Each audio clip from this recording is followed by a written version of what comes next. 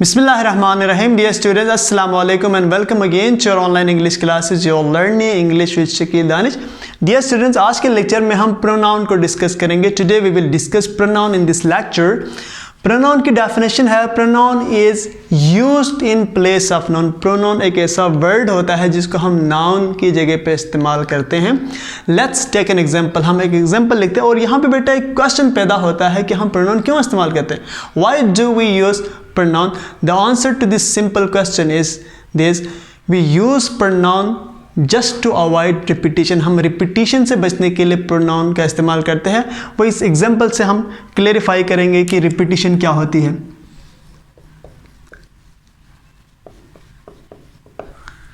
Here I am giving you an example.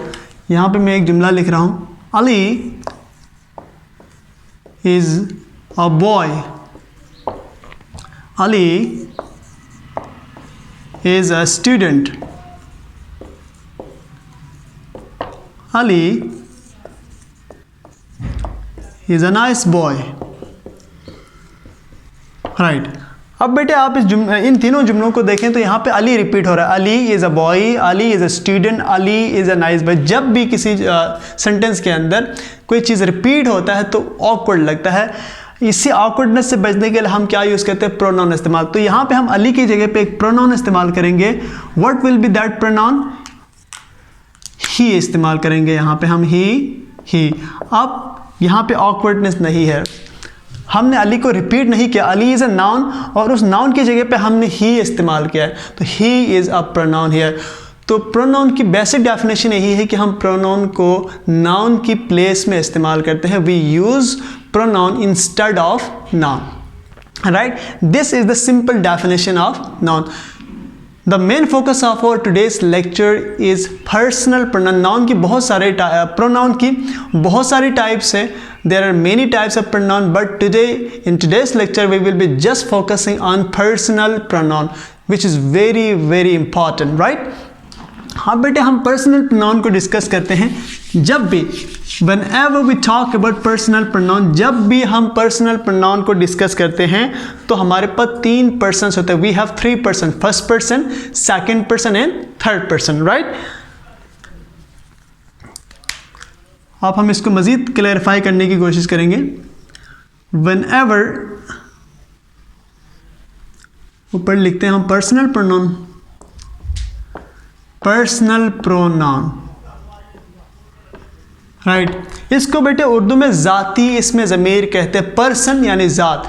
Something that revolves around you, जो आपकी ज़ात के इर्द गिर्द घूमता है, उसको हम क्या कहते हैं? पर्सनल प्रोनाउन कहते हैं. पर्सनल प्रोनाउन की जब हम बात करते हैं तो first person, second person and third person. First person,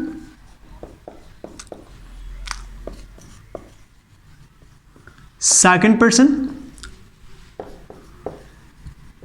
and third person. right? अब बेटे फर्स्ट पर्सन क्या है? I is the first person. आई, जब भी हम फर्स्ट पर्सन और सेकंड पर्सन की बात करते हैं तो फर्स्ट पर्सन सिंगुलर भी होते हैं, सेकंड प्लूरल भी होते हैं. सेकंड पर्सन सिंगुलर भी होते हैं और प्लूरल भी होते हैं. इसी तरह थर्ड पर्सन सिंगुलर भी होते हैं और प्लूरल भी होते हैं. हम यहाँ पे दोनों लिखेंगे. We will write both singular and plural.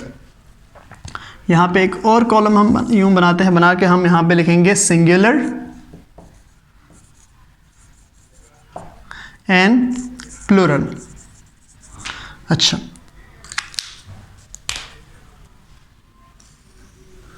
Right.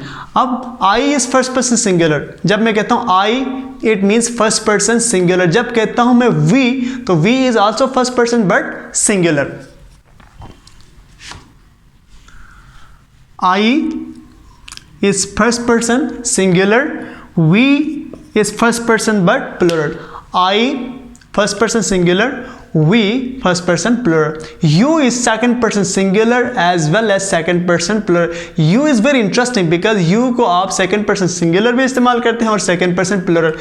If I am pointing out towards one person, अगर मैं एक शख्स की तरफ इशारा करूँ यू तो सिंगुलर हो जाएगा. अगर मैं सब की तरफ इशारा करके कहूँ यू तो क्या होगा? वो प्लूरल होगा. You is very interesting. You is second person singular as well as second person plural. Second person plural में भी यू आ रहा है और सिंगुलर में भी यू आ रहा है। इसी तरह थर्ड पर्सन क्या, I first person, you second person, he, she, it, Ali, Asma, Tahreem, ये सब क्या है, थर्ड पर्सन है। ही, शी, इट और कोई भी नाम, ये क्या है बेटे, थर्ड पर्सन है। और ये थर्ड पर्सन सिंगुलर है। थर्ड पर्सन सिंगुलर के रूल आप याद रखें, whenever you are using third person singular as a subject in present simple tense, present simple tense के अंदर अगर आप एज अ सब्जेक्ट इस्तेमाल करते हैं थर्ड पर्सन सिंगुलर, तो वहां पे वर्ब के साथ एस या ई एस का इजाफा होगा। फॉर एग्जाम्पल आप कहते हैं he goes to school, not go to school, right, या शी वॉक्स फास्ट, राइट, या आप यूं लिख सकते हैं इट रेन्स, बारिश होती है, राइट।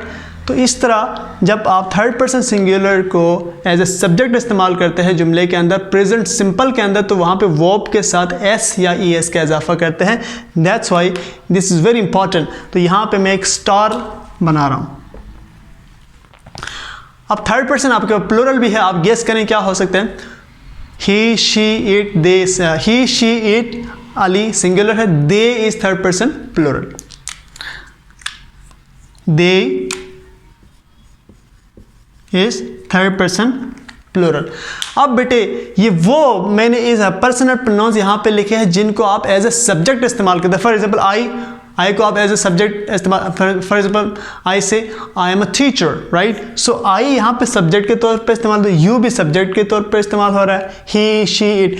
लेकिन हमारे पास पर्सनल प्रोनाउन की वो फॉर्म्स भी है जो एज एन ऑब्जेक्ट इस्तेमाल होते हैं। फॉर एग्जांपल जब हम किसी एक्टिव वॉइस सेंटेंस को पैसिव में चेंज करते हैं तो हम वहाँ पे उसका पैसिव फॉर्म लिखते हैं। फॉर एग्जांपल मैं कहता हूँ I write a letter is written by me, right, so उसको मैं क्या कहूँगा, object form of personal pronoun कहेंगे। तो आई किस में चेंज होगा, मी में चेंज हो जाएगा। जब आप पैसिव बनाते, यू चेंज नहीं होगा, यू रहेगा। ही किस में चेंज होगा, हिम में चेंज हो जाएगा। और शी हर में चेंज हो जाएगा। इट रहेगा और अली भी अली रहेगा। फॉर एग्जाम्पल मैं यहाँ पे Ali writes a letter is written by Ali, right, change नहीं होगा। वी किस में चेंज होगा बेटे, वी हमारे पास चेंज होगा अस के अंदर, यू विल नॉट चेंज। और दे किस में चेंज होगा, दे देम में चेंज हो जाएगा, राइट। अब बेटे ये तो इनके ऑब्जेक्ट फॉर्म है, सब्जेक्ट फॉर्म ये है और ऑब्जेक्ट फॉर्म यहाँ पे। इनके पॉजेसिव फॉर्म भी होते हैं। फॉर एग्जांपल मैं कहता हूँ आई हैव अ कार, उसकी जगह पे मैं the car is mine, the car is mine, वो कार, यानी उसको इसकी पॉजेसिव फॉर्म जिसको हम कहते हैं, इसकी पॉजेसिव फॉर्म क्या होगा, आई का माई होगा और माइन, यू का योर होगा और योर्स हो जाएगा, ही का हिस हो जाएगा, शी का हर्स हो जाएगा, इट एंड अली का अलीस। वी का बेटा क्या हो जाएगा, आवर एंड आवर्स हो जाएगा। यू का क्या होगा, योर एंड योर्स हो जाएगा। दे का देयर और देयर्स हो जाएगा, right. This is all about personal pronoun. ये है बेटे पर्सनल प्रोनाउन। सो मैं इसको कंक्लूड करता हूँ, दोबारा आपको एक दफ़ा इसको बता देता हूँ कि जब भी हम पर्सनल प्रोनाउन की बात करते हैं तो हमारे पास 3 पर्सन होते हैं। I first person, you second person, he she it third person singular. अब मैं प्लूरल की बात करता हूँ। We first person plural, you second person plural, they third person plural, right. इसी तरह बेटे इनका जो सब्जेक्ट फॉर्म है, आई है, यू है, he she it Ali, we you they, these are the subject form of personal pronoun जिनको हम जुमले में एज ए सब्जेक्ट इस्तेमाल करते हैं, लेकिन ये एज एन ऑब्जेक्ट भी इस्तेमाल होते हैं। जैसे आई का मी यू रहेगा, he him she her, it Ali, right. इसी तरह we us, you, they, them. ये जब आप पैसिव बनाते हैं तो वहाँ पे इस्तेमाल होता है, राइट।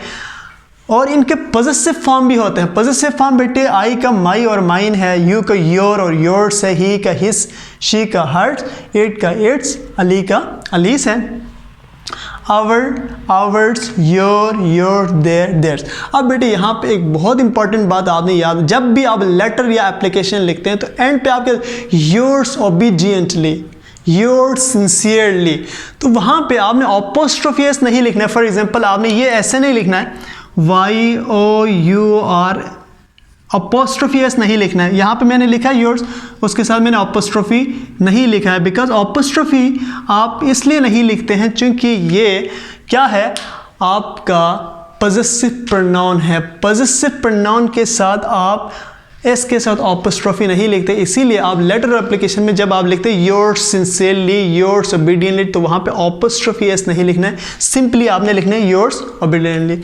या आप यहाँ पे ऐसे लिखेंगे योर्स, YOURS, योर्स सिंसियरली, और उसके बाद फिर कॉमा, राइट। सो ये रूल आपने जहन में रखना है। Today we studied about noun and its kind, personal pronoun and its kind, personal pronoun. I hope you have understood the lecture. अगर बेटे आपने अभी तक मेरा चैनल सब्सक्राइब नहीं किया है तो उसको सब्सक्राइब करें, और अगर वीडियो आपको पसंद आए तो उसको आगे शेयर भी कीजिएगा। See you in the next lecture. Till then, Allah Hafiz.